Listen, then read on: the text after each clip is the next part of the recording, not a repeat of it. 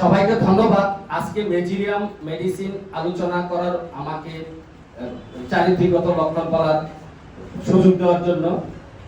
যেটা বলছি সেটা হলো, উপস্থিত আছেন আজকের এই সংগঠনের প্রাণ পুরুষ এবং বিএইচএমএস ডক্টরস অ্যাসোসিয়েশনের প্রতিষ্ঠাতা, যিনি এটাকে এই পর্যন্ত সৃষ্টি করেছেন, প্রতিষ্ঠা করেছেন। আমি জানি যিনি এটাকে সৃষ্টি করেছেন, এই সংগঠনটাকে কুমিল্লায় যিনি প্রতিষ্ঠিত করেছেন, কুমিল্লায়, সেই প্রাণ পুরুষ আমাদের সকলের প্রিয়। এবং হোমিওপ্যাথির জন্য উনি যেভাবে এগিয়ে নিয়ে যাচ্ছেন এবং কাজ করছেন, হাজার হাজার হোমিওপ্যাথ তৈরি করছেন, উনি কি রকম পরিশ্রম করে আপনাদেরকে ডেকে ফোন করে পকেটে টাকা খরচ করে আসার শিখার জন্য, শিখানোর জন্য চেষ্টা করে, এটা বাংলাদেশে আরেকটা আমার কাছে আমার মতো জানা নেই। আর যারা করে তারা কমার্শিয়াল, এটা চিন্তা করে করে। আপনারা কি সেমিনারে এসে কেউ কোন টাকা দিয়েছেন? 20 টাকা, 10 টাকা, 5 টাকা, 1 টাকা এরকম, বা দৈনিক বা মাসিক চাঁদা এরকম না। এখানে নিজ খরচে, এই যে ফ্যানের বিল উঠতেছে, কারেন্ট বিল উঠতেছে, এই যে মানে পরিশ্রম, মানে উনি এটা করতেছে শুধু হোমিওপ্যাথিকে জিয়ে রাখার জন্য, প্রতিষ্ঠা করার জন্য। আমরা ওনার জন্য একটা হাততালি দেব। ধন্যবাদ আপনাদেরকে। আজকের ওষুধের নাম কি? আমার অনেক গুরুত্বপূর্ণ মেডিসিন। এটা এত জরুরি প্রত্যেকটা হোমিওপ্যাথির জন্য। এই মেজিরিয়াম না থাকলে এই যে চর্মরোগ, ফুসফাসরা, পচা গন্ধা, চামড়া সহ উঠে যাওয়া, চামড়া ছাল উঠে যাওয়া, এই যে মারাত্মক মারাত্মক ব্যাধিগুলো আরোগ্য করা যেত না। আমি হোমিওপ্যাথির বিজ্ঞানী এবং জনক ডাক্তার শ্যামুয়েল হেনিম্যান স্যারকে আমার হৃদয়ের অন্তঃস্থল থেকে, এবং আর যারা এটা প্রুভ করেছেন, ডাক্তার হার্টলক, মানে এই ধরনের বিজ্ঞানীদেরকে আমি শ্রদ্ধা জ্ঞাপন করছি, আমি স্মরণ করছি। এই মেডিসিনটা যদি আবিষ্কার করে নিয়ে দিয়ে না যেতেন, কত পচা মানুষ পোকামাকড় খেয়ে, এই যে পচা জায়গায় পোকামাকড় খেয়ে ক্যান্সার আক্রান্ত হয়ে ক্ষতিগ্রস্ত হয়ে মারা যেত, যদি এটা আবিষ্কার করে না দিয়ে যেত। তো যাই, মেজিরিয়াম সম্পর্কে আমি খুব ক্ষুদ্র অল্প কয়েক মিনিট আলোচনা করব। মেডিসিনটা স্যার বলছিলেন যে অত্যন্ত ছোট, বাট অনেক বিশাল ব্যবহার। এটা আপনারা আজকে জেনে যান এই মেডিসিনটা কোথায় কোথায় কি কাজে ব্যবহার করবেন। যদি একটু মনোযোগ দিয়ে শুনেন, আর পড়তে হবে না। যদি একটু মনোযোগ দেন, আর পড়তে হবে না। আমি শিখিয়ে দিচ্ছি যে আপনারা মেজিরিয়াম চিনবেন কি করে, বাস্তব প্রমাণ দিয়ে। মেজিরিয়াম একটি অতীব গভীর ক্রিয়াশীল মেডিসিন। রোগীর অতীত জীবনের চর্মপীড়া চাপা পড়িয়া নানা প্রকার উৎকট ব্যাধির সৃষ্টি এই ওষুধের মধ্যে একটা বিশিষ্ট আলোকময় ও উজ্জ্বলময় অধ্যায়। কথাটা খেয়াল করেছেন? এই দুইটা লাইন থেকে বুঝতে পারবেন এই মেডিসিনটা কত গুরুত্বপূর্ণ। অত্যন্ত আলোকময় এবং উজ্জ্বলময় অধ্যায় বলা হয়েছে এই মেডিসিনটাকে।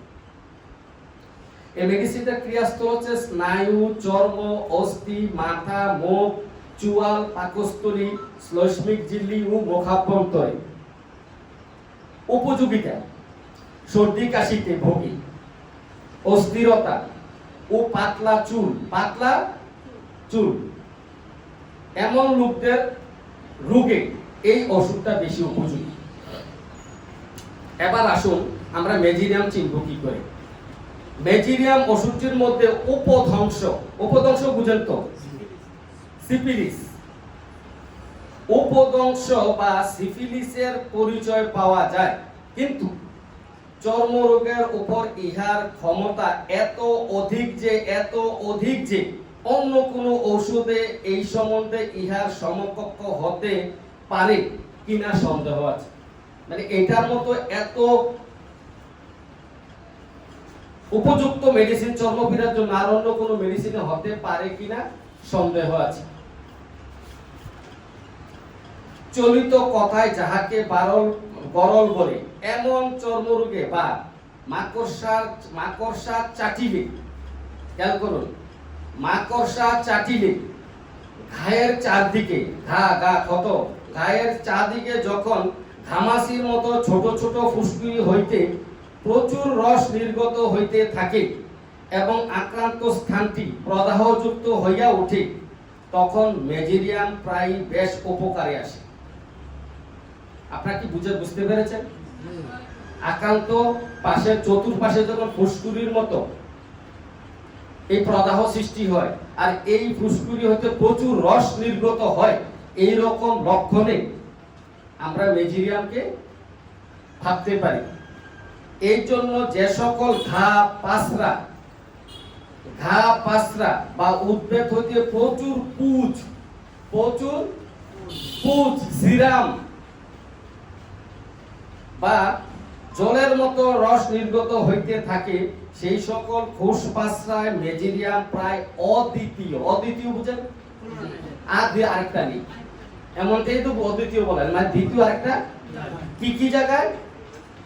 যে ঘা পাসরা ফুসপাসরা থেকে কি হয়, উদ্ভিদতে প্রচুর পুষ বা রস নির্গত হয়, সেই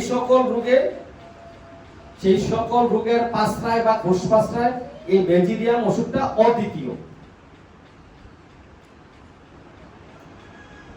মাথার চর্ম রোগে আসেন, আমরা যেই কারণে এই ওষুধটা বেশি ব্যবহার করি, এখন চিনে যান, এই লক্ষণটা আপনাদের সামনে অ্যাভেলেবেলই আসবে। মাথার চর্ম রোগে চামড়ার মতো পুরু মামড়ি পড়ে, এই কথাটাই মনে রাখবেন। মাথার মধ্যে বা শরীরের মধ্যে, হাতের মধ্যে যখন চর্মরোগটা হয়, উপর থেকে একটা চামড়া বাঁধার নেয় আবরণ, একটা শক্ত মামড়ি পরে মনে হয় যেন চামড়াটা বেঁধে গেছে, শক্ত হয়ে গেছে না? কিন্তু যখন টিপ দিবেন ঠুস করে একটা কি বের হবে, পুষ নির্গত হবে, পুষ বের হবে। এই কথাটা মনে রাখেন। উপর দিয়ে শক্ত লাল বা এরকম মামড়ি পড়ে গেছে, মামড়ি পর্যন্ত শক্ত একটা আবরণ পড়ে গেছে, চামড়াটা বেঁধে গেছে। এই রকম লক্ষণে এটা হাতে হোক, মাথায় হোক, যেখানে হোক, যখন উপর দিয়ে শক্ত মামড়ি পরে চামড়া বেঁধে গেছে, কিন্তু টিপ দিলে ভিতরে কি বের হয়, পুষ বের হয়, এবং চামড়াটা যদি আমরা টান দিয়ে উঠাইতে যান, দেখবেন ভিতরে পুষ এবং রস সিরাম রসালু, তো ভিতর দিয়ে উপর থেকে কিন্তু বোঝা যাচ্ছিল না। এই রকম লক্ষণে নিঃসন্দেহে আর কোন লক্ষণ না দেখে আপনারা এই মেজেরিয়ামকে ব্যবহার করবেন। যাদের চুল জড়িয়ে যায়, এখন মাথার মধ্যে চর্মরোগটা তো বেশি হয়, অন্যান্য জায়গায় হয়, তো যাদের চুলগুলো কি হয়ে যায়, জড়িয়ে যায়, আবার গ্রাফাইটিসের জড়িয়ে যায়, এইটা না, গ্রাফাইটিসের চর্মরোগটা কিন্তু কি আঠালো রস থেকে চামড়া, ওইটাও জড়িয়ে যায়। তো এইটার হচ্ছে এটা চাটা বাদে, ওই যে রসটা থেকে চামড়া চুলগুলো একসাথে হয়ে, আপনার সুপার গ্লু চিনেন?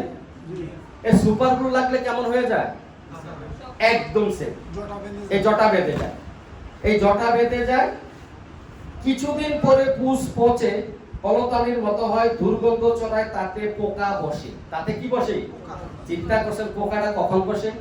আচ্ছা, এই রোগী পোকা যখন বসে যায়, এই রোগীটার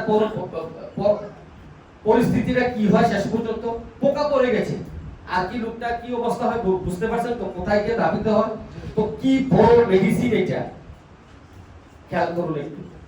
এই পোকা পড়ে যায়, এই পোকা পড়ে যাওয়ার আরো কিছু লক্ষণ আছে এই চর্মরোগটা, যেমন একজিমা। কি? এবার এই মেজেরিয়ামের একজিমাটা কেমন দেখেন? ফুসপাসরা ঘায়ের মেজেরিয়ামটা চিনে নাম, এখন একজিমাটা কেমন দেখেন? এটা তো একটা চর্মপীড়া, অসহ্য চুলকানি হয়। চুলকানিটা কি রকম অসহ্য একটু শুনেন। রাতে ছোঁয়া লাগলে চুলকানি বেড়ে যায়, মেজেরিয়ামের চুলকানি রাত্রে বাড়ে। আপনি প্রচন্ড শীতকালেও সে একটা পাতলা কাঁথা গায়ে দিতে পারে না, পুরো শরীর গরম হয়ে যায়, দ্রুত গরম হয়ে যায় মেজেরিয়ামের রোগীর, এবং কি হয়, কাঁথার সাথে সাথে ছাড়িয়ে ফেলে। কি করে?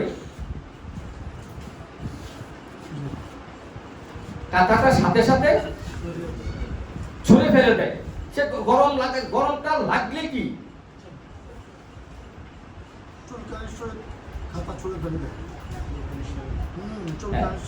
তাহলে এই যে মানে সে কাঁথা গায়ে দিতে পারে না, প্রচন্ড শীত সে। আমি প্র্যাকটিক্যাল দেখেছি এই জিনিসটা, আমার দুটোই অভিজ্ঞতা আছে। একটা হলো কি একজিমার মতো, আরেকটা হলো ঘা ফুসফাসা। দেখেন মেজিরিয়ামের কতগুলো চরিত্র চর্মরোগে, একটু মনে করে শুনুন। এরা রাত্রে বেড়ে যায় এবং রাত্রে প্রচন্ড শীত, কাঁথা ল্যাপ কম্বল গায়ে দিতে পারে না, এবং এগুলা গায়ে দিলে চুলকানি, একটু গরম লাগলে চুলকানিটা বেড়ে যায়। তা হতে প্রচুর সিরাম জাতীয় পুষ বের হয়। ক্লিয়ার?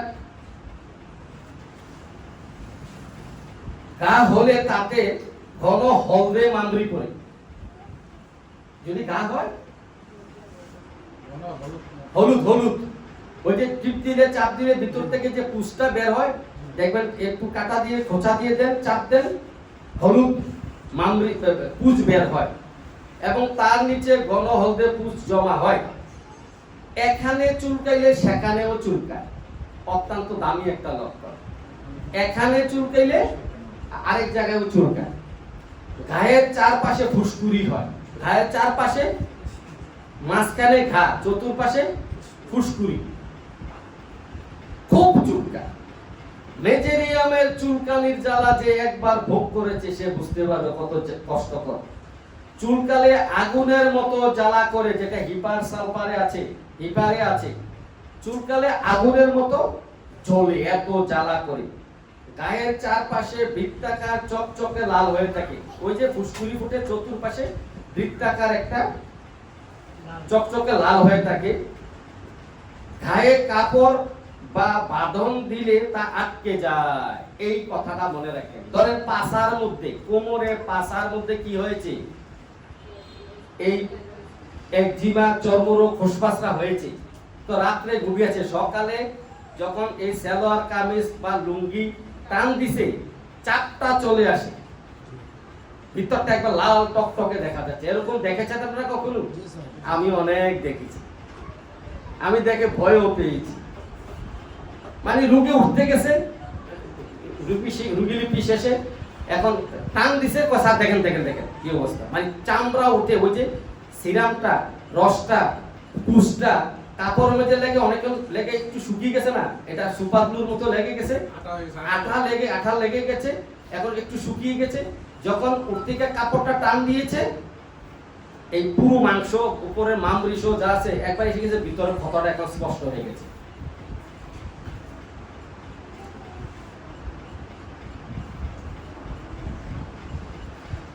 দেখুন, যারা টিকা দিচ্ছেন, কি দিচ্ছেন, আহা টিকা যে কি মজার খাওন গো, শুধু মজার জিনিসগুলো শুধু খাওন আর খাওন। একটা ডায়লগ আছে না, দিয়া যে কত মজা গো, শুধু খাওন আর খাওন।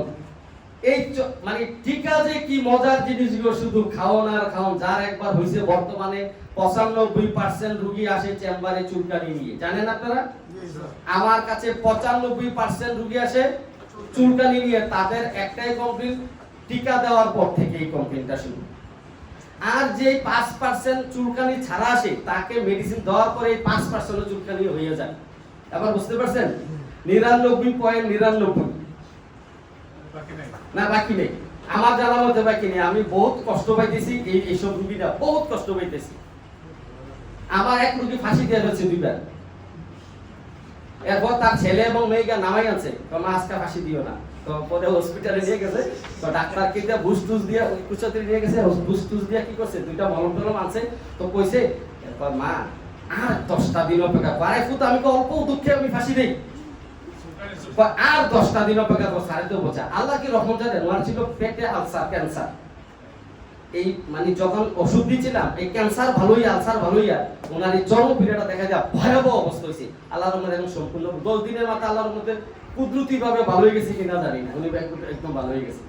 ওই ধৈর্যটা কাজে লাগছে। যাই হোক,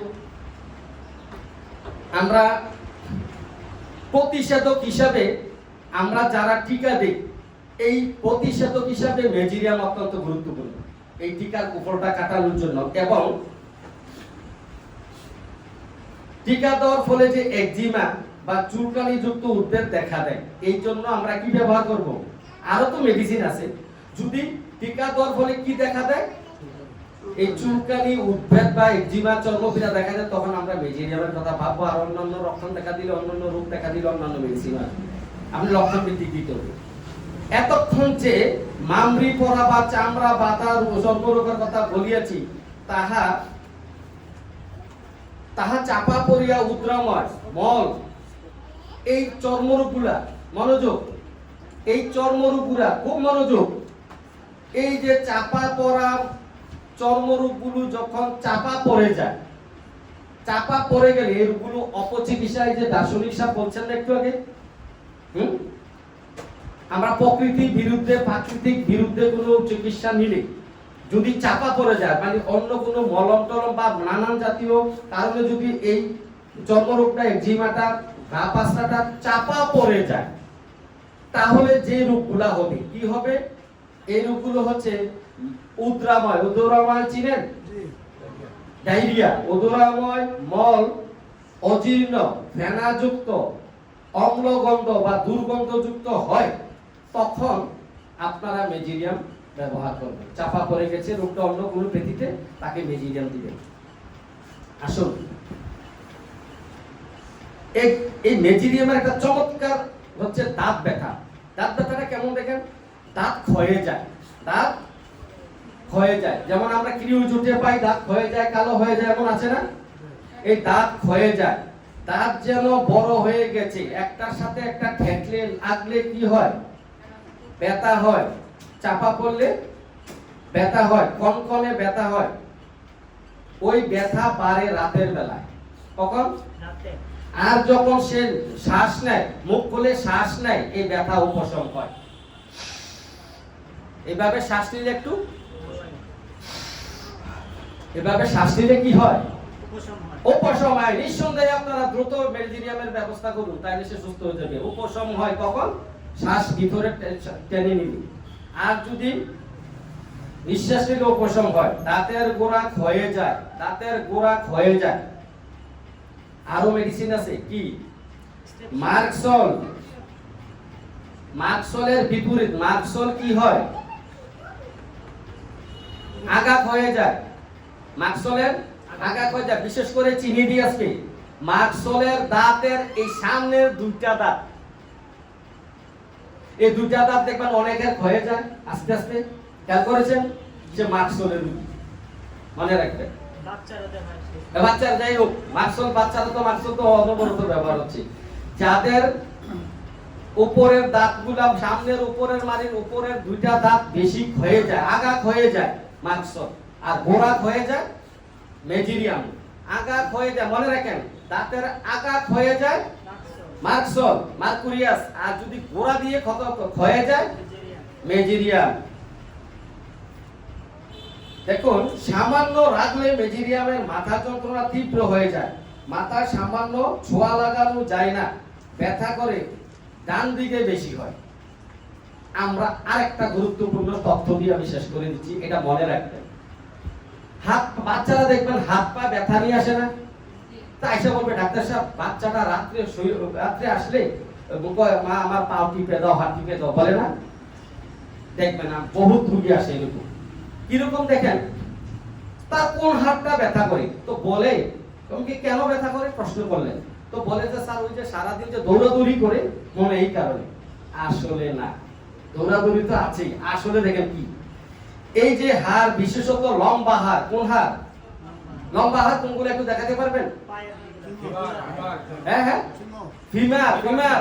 ওই যে এই যে লম্বা হাড়, এইটা, এইটা, এই যে পায়ের এইটা, হ্যাঁ, এই যে লম্বা লম্বা হাড়গুলো মনে রাখবেন। এই লম্বা হাড়, এই যে এইখান থেকে এখানে একটা লম্বা না হাড়টা, আবার এইখান থেকে লম্বা না, পায়ের রানের থেকে হাঁটু পর্যন্ত, হাঁটু থেকে নিচ পর্যন্ত লম্বা হাড় না, ওই হাড়গুলা ব্যথা করে, একটু ভুলে যায়। এবং এই ব্যথাটা রাত্রে বাড়ে। কখন বাড়ে? রাত্রে বাড়ে। এবং এই ব্যথাটা উপর থেকে নিচের দিকে নামে। দেখেন, এই ব্যথাটা উপর থেকে, দেখো, উপর থেকে নিচের দিকে নামে। আরো একটা মেডিসিন আছে, বলতে পারেন কেউ? আমি একটা রোগীকে সারিয়েছি উপর থেকে, জি না, কেউ বলতে পারবেন? হ্যাঁ, একদম রাইট। স্যারেরা অনেক ধন্যবাদ স্যার আপনাদেরকে। ক্যালমিয়া ওষুধের নাম কি? আজকে মুখস্থ করে যান। উপর থেকে ব্যথা নিচের দিকে নামে। ক্যালমিয়ার ব্যথা হচ্ছে উপর থেকে ধীরে ধীরে নিচের দিকে নামে, আর মেজিরিয়ামের ব্যথা হচ্ছে লম্বা লম্বা হাড়গুলো ব্যথা করে উপর থেকে নিচের দিকে। ঠিক আছে, দুটা ডিফারেন্স আছে। আমরা ক্যালমিয়ার তো দিলে হবে না।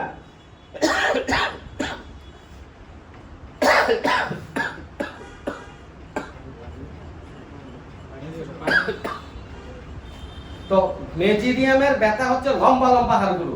আচ্ছা, আরেকটা ব্যথা আছে, সারারা বলতে পারবেন, আরেকটা ব্যথা আছে সারারা বলতে পারবেন, সেটা হচ্ছে কি জানেন? ব্যথা নিচের থেকে উপর দিকে উঠে। ভেরি গুড, অনেকেই জানেন।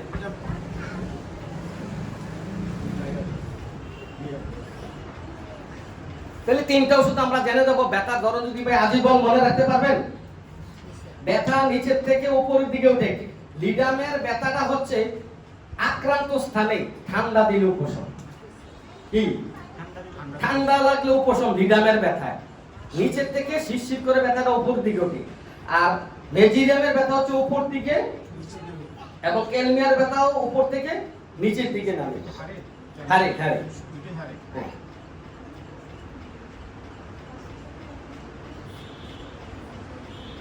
এই ব্যথা রাত্রে বিছানায় শুলে বাড়ে, ভেজা আবহাওয়ায় বেড়ে যায়, শিশু নিজের মুখ আশ্রাতে থাকে, শিশুরা নিজের মুখ আশ্রাতে থাকে, রক্ত বের করে ফেলে, চর্মোদ্বেগ বা ভেজা ভেজা চুলকানি রাতেও অত্যাধিক বেড়ে যায়, প্রদাহ হয়ে মুখ লাল হয়ে যায়। এসব লক্ষণে এই ওষুধ অত্যন্ত উপযোগী। পারদের অপব্যবহারে যৌন রোগে ভোগে। পারদের, আমরা আরো অনেক মেডিসিন আছে না পারদের ব্যবহারের কারণে? আছে আছে। রক্ত সঞ্চালন যেসব স্থানে কম, যেসব স্থানে কম রক্ত সঞ্চালন, কোথায় রক্ত সঞ্চালন কম? আমাদের দার্শনিক স্যার ভালো বলতে পারবে।